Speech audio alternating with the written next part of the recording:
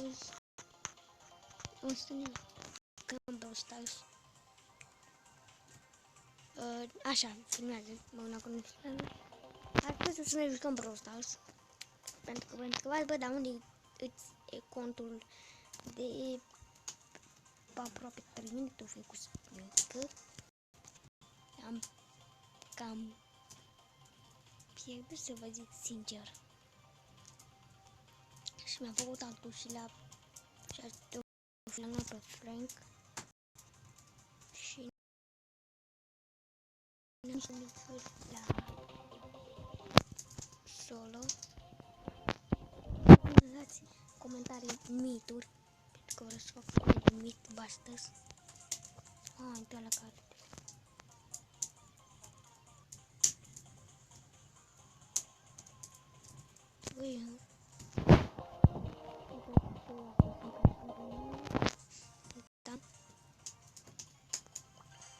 Uite, deja de meniu și n-am intrat niciun meci. Haideți să intrăm într-un meci. Vreau să revenit. Cam bate asta, sincer. O să cam sud. Dacă am ultimata, puteam să bat lejer. Credeam să sta și are și pauză, 5 la power 1. Pentru că am pus pauză pentru că din motive, nu știu ce motive, dar mamă, mă frige. Ăla și ăsta își dă Amber, își dă poison. Hai că am început cu plus 5, bă, un canal scăzut, adică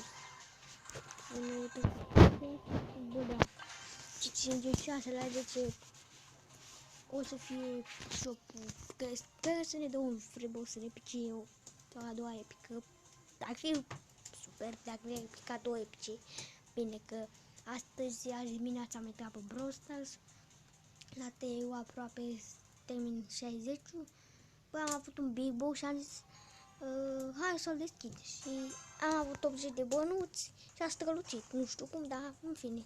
Și mi-a picat Mr. P, hai că Mr. P mi-a picat Daryl. Eram cu gândul la Mr. P ăsta care era aici și de am zis Mr. P. Că nu mi-a picat mie Mr. P. Bă, așa. Da, să nu mor.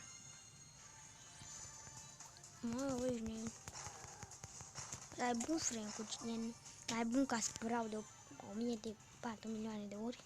Pe Sprout trebuia să-l bage, să-l bage epică și pe Frank mitică, pentru că Frank e mai bun ca Sprout. Hai că am dat și ultimata de emoție, ești prost. Bă, nu prea am început cu victorii. Asta e cam așa. Măcar facem trofei. Facem un credit sau 1300. Și că facem ok. Dacă facem eu, e super. Băi, ești nebun, mai e 2 minute.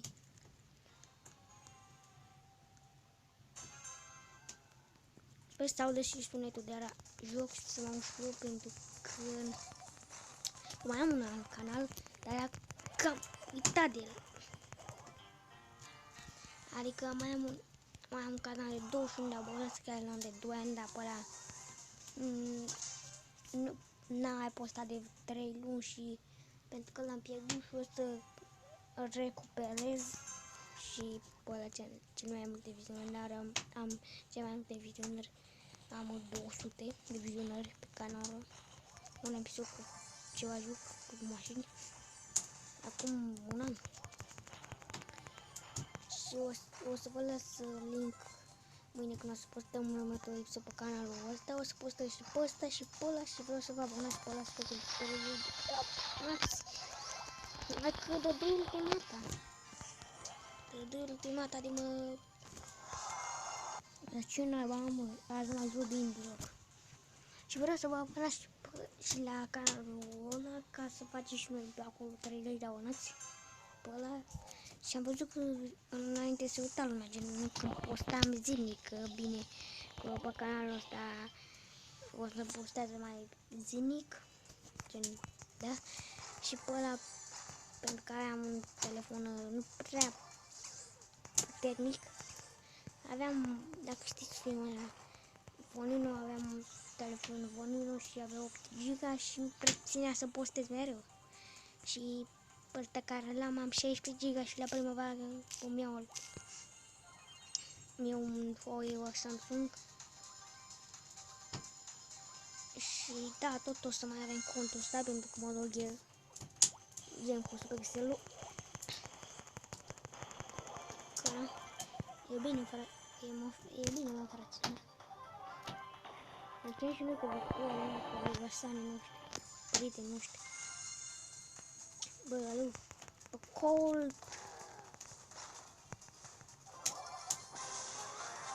Așa, fraților. Și vreau să postez fiecare zi, pentru că stăteam în seară cu un prieten pe Discord și mi-a zis, bă, de ce e supărat că nu crești în abonați? Eu ziceam că, bă, că nu cresc în abonați, că... Și mi-a zis, bă, dacă vrei să crești în abonați, trebuie să postezi. Și mi-a dat o idee foarte bună. Să postez zilnic. Să postez și mai mult, de 10 minute. Am chef cu victorie, cum se cuvine. Așa.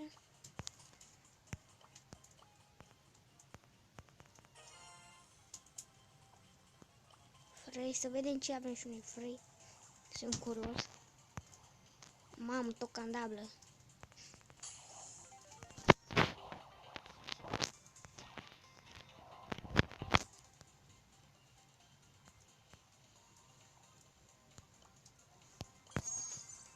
Să vedem ce m-a pus să băga pe jungle, e ok. Și n-am băieți, cam asta a fost cu acest episod. Mâine o să postăm iarăși sau poate mai postăm un clip în tot diseară sau dacă mâine sau apoi mâine o să postez și pe canalul ăla, că vreau să mă maxez pe canalul ăla, să postez și pe amândouă gen. Și eu am fost Andrei Gaming și pe data viitoare dați și voi un subscribe cu clopoțel, pa, pa!